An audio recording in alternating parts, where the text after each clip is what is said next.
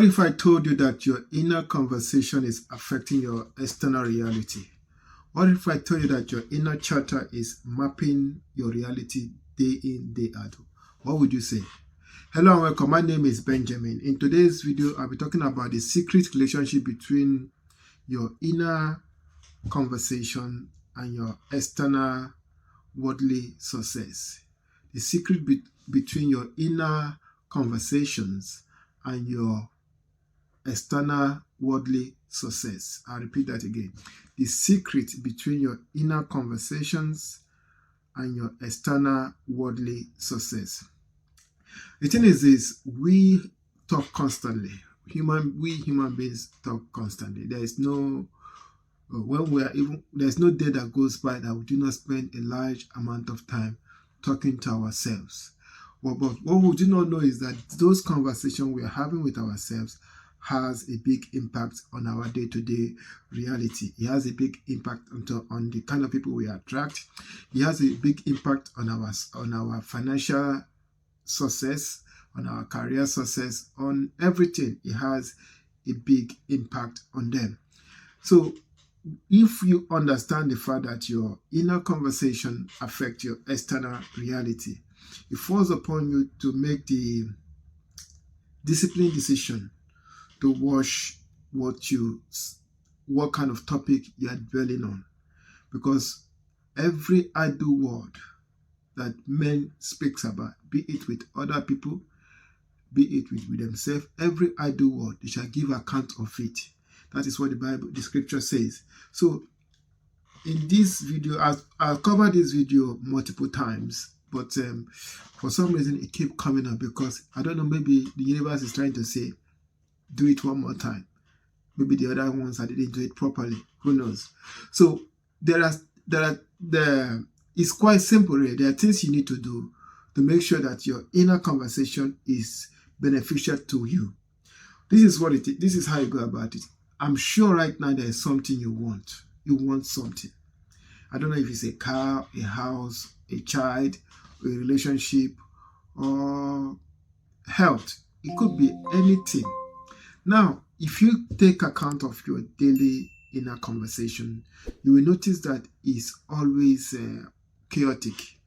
It's always erratic. It comes in, it goes. It flows in, it goes. And don't forget the fact that there are some entities and individuals out there that shoot negative thought into our thought stream, into our thought. So sometimes you receive a thought and you're dwelling upon it. That thought is not actually yours. Someone or some entities actually shoot that negative thought in your direction. But because you are spiritually weak or mentally weak, you absorb the thoughts and you dwell upon it, and they put you in a very low vibration. So what do you do? This is a quick video. I don't want to stretch it for unnecessary amount of time. So the first thing you need to do, you must turn, that is the first point, is turn your discordant chatter into sacred convictions. You must go from discordant chatter to sacred conviction. Again, go from discordant chatter, that means chaotic chatter. Go from discordant chatter to sacred convictions in your inner dialogue, in your inner conversation. What do I mean by that? Like I was saying, when you are talking most of the time to yourself, it's always all over the place. 1 minute you're talking about the person that offended you last week. The next minute you're talking about your colleague that did something you didn't like. The next you remember something that happened in the pub or at the supermarket that you find funny. These are all discordant chatter. It's not coherent. It's not uniform. It's just all over the place. But to go from there to your sacred conviction. What do I mean by sacred conviction? Whatever you want in your inner dialogue, in your inner conversation, you must have the conviction that which you desire is already yours. The first thing you must do to take advantage of your inner dialogue for your own benefit, whatever you want Talk about it as if you already have it. Talk about, let's say you wanted a particular car. Instead of talking about someone that offended you last week, or the colleague that went to the kitchen, or the kitchen staff kitchen made a cup of tea and leave a mess all over the place, or someone that you borrowed something and now you have to go and take it back, remind them multiple times, and you have reminded them multiple times, and still they have not returned the item, even though they know you need it.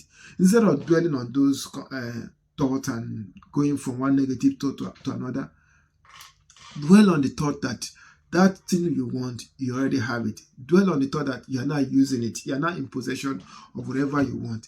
Let's say you wanted a car, a particular car, let's say Mercedes C-Class. Dwell on the thought that you're saying, on the thought that you already have that car and you're not driving it. Your complaint is that, oh, I have to take this car to the garage, I have to service it, even though there's nothing wrong with it, but on the dashboard is saying taken for servicing, and it's a new car, and you know that there's nothing wrong with it. So, but because it's part of the warranty, you have to take in for servicing. So dwell on the thought that you already have that car and you're not dealing with something like taking it to servicing, or if you need to renew the warranty, or if you need to change your car insurance cover. Talk about that car in the terms that in the language that you already have it. The conviction is so strong that you already have it. You have already taken mental possession of it mentally. Now you're talking about it as if you are using it on a daily basis. You're talking about it like what you're talking about it in the same manner as someone who already have that vehicle. So that is what they call sacred conviction. That conversation you're having, you're not having that conversation with anybody in the external world. That is all internal conversation. But it's not just any kind of chaotic chat. It's not a discordant chatter. It's a sacred conviction. You are convinced that this car, you already have it. You are convinced that you already have this car in your possession. So because you already have that conviction that you already have this car, your conversation, your inner dialogue should be about what you need, how to service this car, how to maintain it, if you have to give somebody a lift, or if you have to embark on a long drive to somewhere. That is how your conversation should be. You see, use that instead of talking about some nonsense. Focus your conversation on that car, and in the state of that you already have it. So this sacred conviction leads us to number 2 point of this video, which is sacred conviction leads to the state of assumption. Because when you start to talk to yourself as if that car is already in your possession, you start to use the law of assumption. You start to tap into the frequency of that the thing you want has already manifested. You are not in that state. That state is called the state of assumption. So point number 2 is sacred conviction leads to assumption, leads to a sacred conviction, sacred assumption, but it's just assumption really. But sacred conviction always leads to assumption. That means always leads to the law of assumption. By dwelling on the thought that you already have that thing which you desire, by playing around with it in your mentally, driving that. I'm still using the example of car now. Driving that car, picking up people there, complaining about the fuel prices, complaining about taking it in for servicing, talking about if you need to embark on a long drive. You are now using the law of assumption to your own favor. You have to dwell in this so strongly that somebody have to remind you that car has not yet manifested. That is how you use the law of assumption. When you enter the law of assumption, when you are using the law of assumption, you have to believe it so strongly that someone, when you start talking about, someone might say, what car, what house, what husband. You have to be so strong that someone on the external world have to remind you that it has not yet come into being, because you'll be talking about it as if it has already come to existence. That is point number 2, sacred conviction leads to assumption. Number 3 is the law of assumption. That means sacred assumption. Sacred assumption always leads to manifestation. Sacred assumption always leads to manifestation. Whatever you believe that you have achieved, you have attained mentally in the mental world, in the metaphysics world, in the thought world, whatever you take possession of, genuinely take possession of it in the mental world, must manifest in this 3D reality. There's nothing that can stop it except if it's against the laws of this nature. Except if it's against the laws of this universe, then it cannot happen. The law cannot be broken for anyone. So if what you want is a car, for example, like I keep using a car because a brand new car is always available. But if what you want is not against the laws of this nature, of the universe, then your sacred assumption, your assumption will always lead to manifestation. But when you go and start using this law in terms of trying to take another person's wife, another person's girlfriend, another person's house, then you are fighting the laws of this reality. You are fighting the laws of this nature.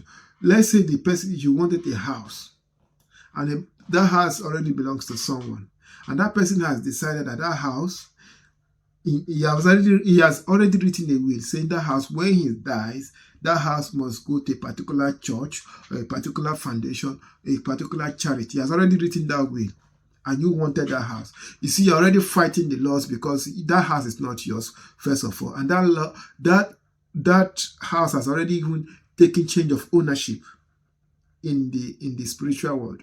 Because once that person dies, it automatically goes to another entity, which is not you. So you're already fighting two different powers. And the universe is not even on your side. Then that means you can't get that house. But if you see a brand new house that is on sale, it's been listed, and you wanted that house, and you use this law, and you talk about the house as if it is already yours, and you start to apply the law of assumption. That means you daily, every day, every conversation you're having with yourself, you're having it in the sense that you are possess this house you want. Then by the law that governs this reality, you must get the house. There's nothing that can stop it, because that house is on the market. Nobody has taken possession of it, and you want it, and you have applied the law, then you must get it. It is the possession. You must take mental possession of what you want. The possession must happen mentally. So the message of this video is this: there is a relationship between what you dwell upon and what you are experiencing in your external world. If you're poor mentally, you'll be poor externally. You can't be poor on your mental world, in your inner conversation, talking about lack, poverty, delay, setback, and be expressing success, financial abundance, and prosperity in the external world. That it cannot happen. It is how it is internal is how it will be you will experience it externally. This law has been used by everyone that is successful. I have used it. Millions have used it. Some of them use it accidentally. Some use it consciously. Whatever you want, you can have it. Whatever you want, you can have it. I have been at the very bottom, and I mean bottom of this of living in this existence, of experiencing life. I have lived outside. I have slept outside.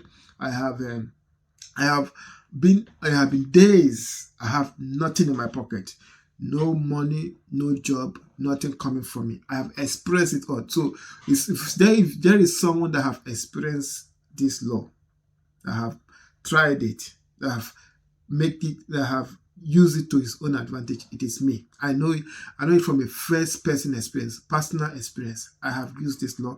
It works all the time.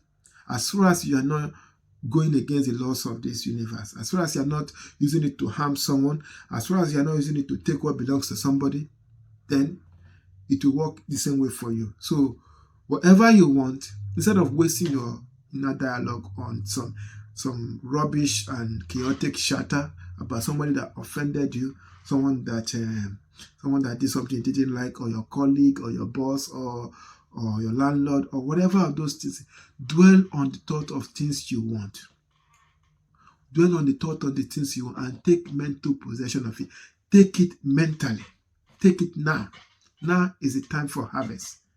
Now is the time for harvest, not tomorrow, not next week. Whatever you want, you must take it right now. Whatever you want, when you are having a mental conversation, take possession of it right in that conversation. Use it in that conversation. Experience it in that your inner dialogue. Use it with friends, use it with your family member. Enjoy it mentally. Dwell upon it day in, day out.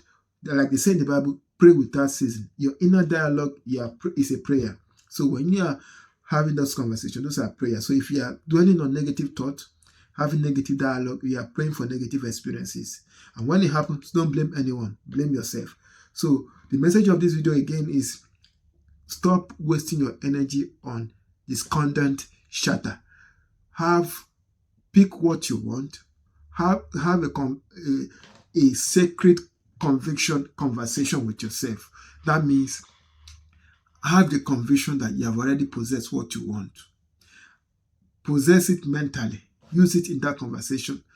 Use it. Experience that thing you want. Have that conviction that you already have it. And that means you have entered. With that, you enter the law of assumption. And the law of assumption always leads to manifestation. If you have found this video helpful in one way or the other, I would really appreciate it if you like, subscribe, or leave a comment. If nothing else, take good care of yourself, and I'll see you on my next video. Bye for now.